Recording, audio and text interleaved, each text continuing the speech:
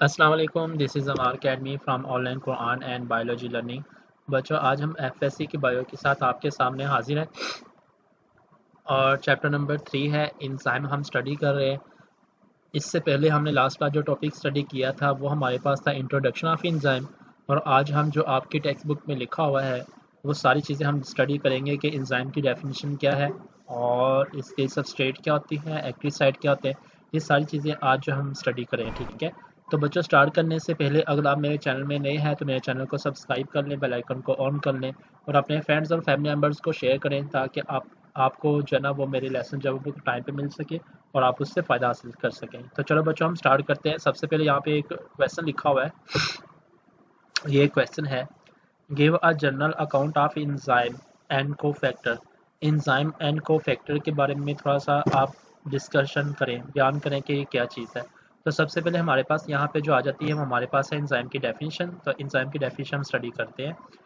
कह रहे हैं कि enzymes are biocatalysts which speed up the chemical reactions, but during chemical reactions they don't lose their quantity and dignity। enzyme जो है वो सारे के सारे क्या हैं, बायोकैटलिस्ट। बायोकैटलिस्ट ऐसी चीज़ होते हैं जो किसी रिएक्शन को तेज़ करते हैं, उसको हम कहते हैं biocatalyst.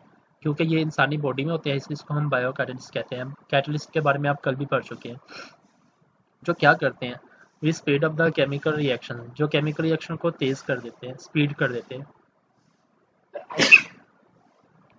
But during the chemical reaction, लेकिन केमिकल रिएक्शंस के दौरान ये अपनी क्वांटिटी यानी कि मिकदार को, डिग्निटी और अपनी अजमत को ज़ाया नहीं करते, यानी कि ये जैसे हैं वैसे ही रहेंगे।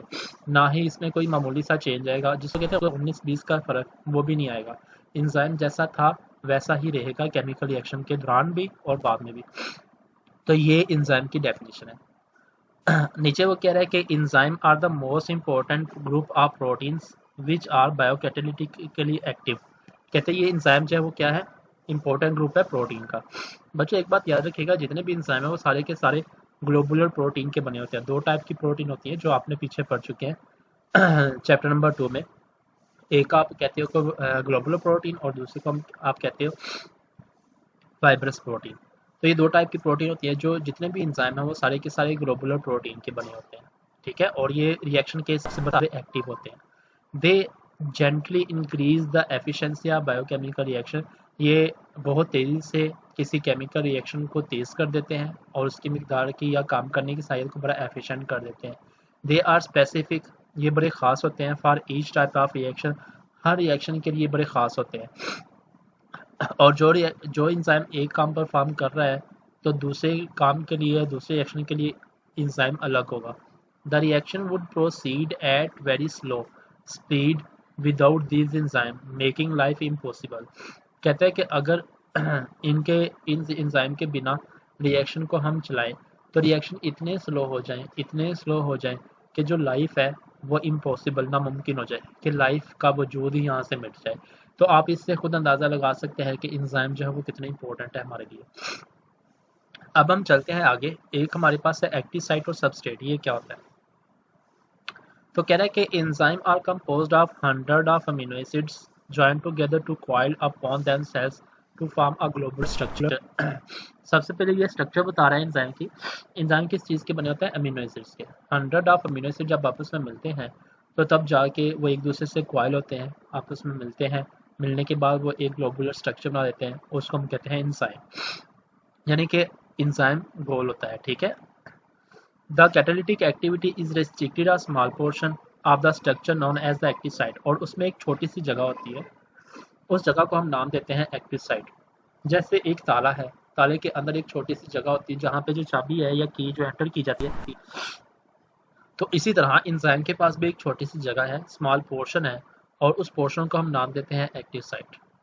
द रिएक्टेंट कॉल्ड सबस्ट्रेट, और इसके साथ जो रिएक्टेंट करता है, रिएक्शन करता है एंजाइम के साथ, उसको हम कहते हैं, वो उसका क्या है? सबस्ट्रेट।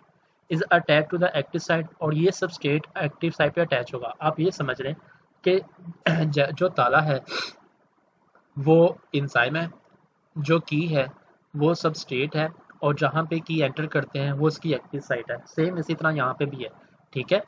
एंजाइम एक्टिव साइट, जहाँ पे की एंटर करते हैं, सबस्ट्रेट उसकी की है। तो हर सबस्ट्रेट का हर एंजाइम का जो सबस्ट्रेट है वो स्पेसिफिक होता है, consisting only a few amino acids. कहते हैं जो सबस्ट्रेट है इसके पास चंद अमीनो एसिड होते हैं, while rest of the bulk of amino acids maintain the globular structure of the enzyme. जो बाकी इतने सारे अमीनो एसिड्स होते हैं वो क्या करते हैं, वह एंजाइम की जो स्ट्रक्चर है उसको मेंटेन करके रखते हैं, यानी कि उसकी स्ट्रक्चर को बरकरार करके रखते हैं। ये काम करते हैं एक्टिव साइट और सबस्ट्रेट। आगे चलते हैं, नेक्स्ट हमारे पास है कोफैक्टर। कोफैक्टर क्या होता है,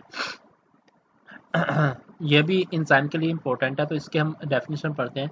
सम enzymes consist solely of protein. कुछ एंजाइम खाली प्रोटीन के बने होते हैं, सोलिली का मतलब होता है अकेले, अकेले प्रोटीन के बने होते हैं।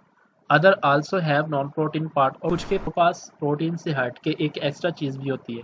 वो जो एक्स्ट्रा चीज होती है उसको हम नाम देते हैं कोफैक्टर। ये कोफैक्टर होते हैं, ठीक है।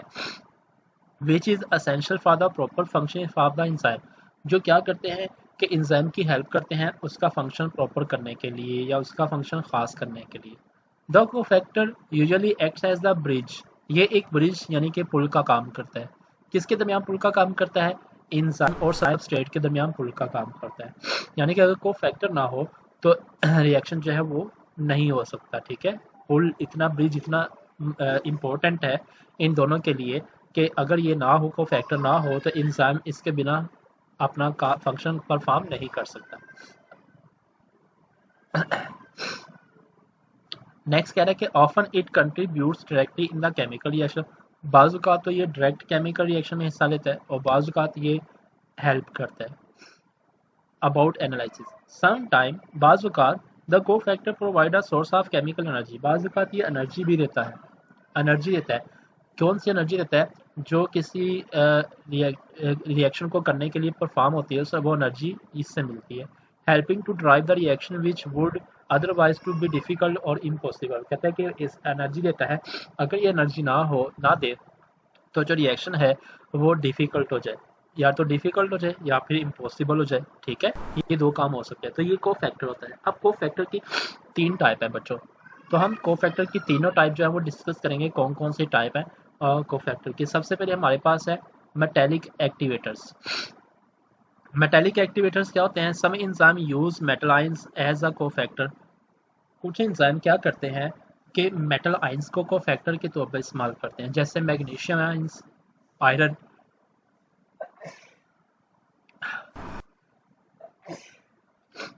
Cofactor, zinc etcetera. ये इसके मेटेलिक को एक्टिवेटर्स हैं, यानी कि कोफैक्टर्स हैं। Detachable cofactor is known as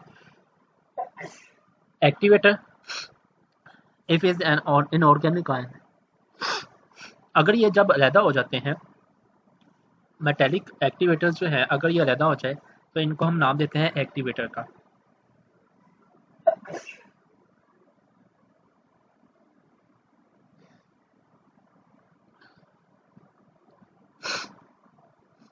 second वाले हमारे पास है वो है प्रोस्थेटिक ग्रुप।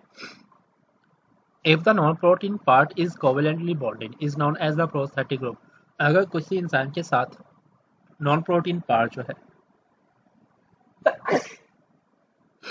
वो मजबूती से अटैच हो तो उसको हम नाम देते हैं कि ये क्या है, प्रोस्थेटिक ग्रुप। प्रोस्थेटिक ग्रुप की डेफिनेशन एग्जाम्पल यहाँ पे बॉक्स में दी गई है। FAD जिसको हम कहते हैं फ्लेविन एडेनिन डाइन्यूक्लियोटाइड, ये कोफैक्टर है। FMN जिसको हम कहते हैं फ्लेविन मोनोन्यूक्लियोटाइड। हीम जो कि एक आयरन कंटेनिंग प्रोस्थेटिक ग्रुप है इन हीमोग्लोबिन और मायोग्लोबिन। हीमोग्लोबिन यानी कि प्रोटीन है और मायोग्लोबिन, इन दोनों में ये जो हीम है ये एक प्रोस्थेटिक ग्रुप का काम करता है जो कि एक कोफैक्टर है।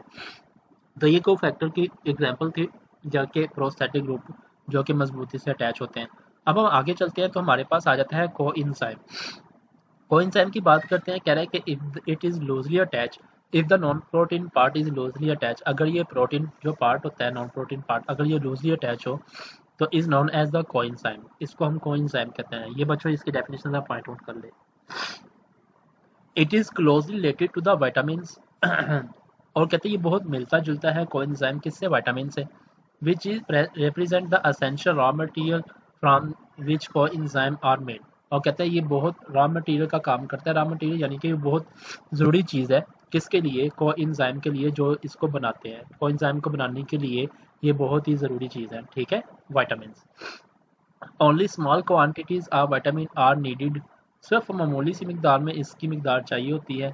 बिकॉज लाइक इंजाइम को enzyme can be use again and again, क्योंकि इंजाइम की तरह और को इंजाइम की तरह ये भी बार बार जो है ना वो यूज होते हैं, इस्तेमाल होते हैं। इसका मतलब ये है कि कुछ विटामिन जो हैं वो कौन है, वो को इंजाइम है। अब को इंजाइम की जो डेफिनेशन है, एग्जांपल्स है वो मैं आपको बता देता हूँ। यहाँ पे लिखी हुई है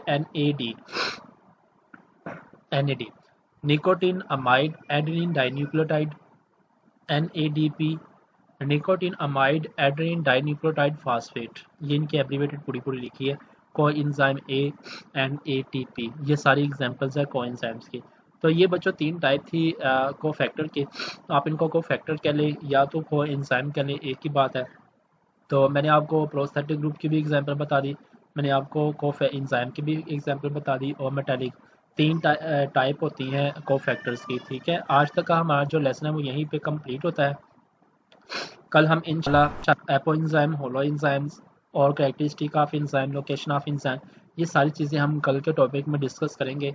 और आज का हम टॉपिक यहीं पे कंप्लीट करते हैं। बच्चों लेसन को पूरा सुनिएगा, और पूरा सुनने के बाद अगर आपको कहीं से समझ ना आए तो आप कमेंट सेक्शन में जाके मेरे से कमेंट्स कर सकते हैं। मैं इंशाल्लाह आपको उसका आंसर ज़रूर दूंगा।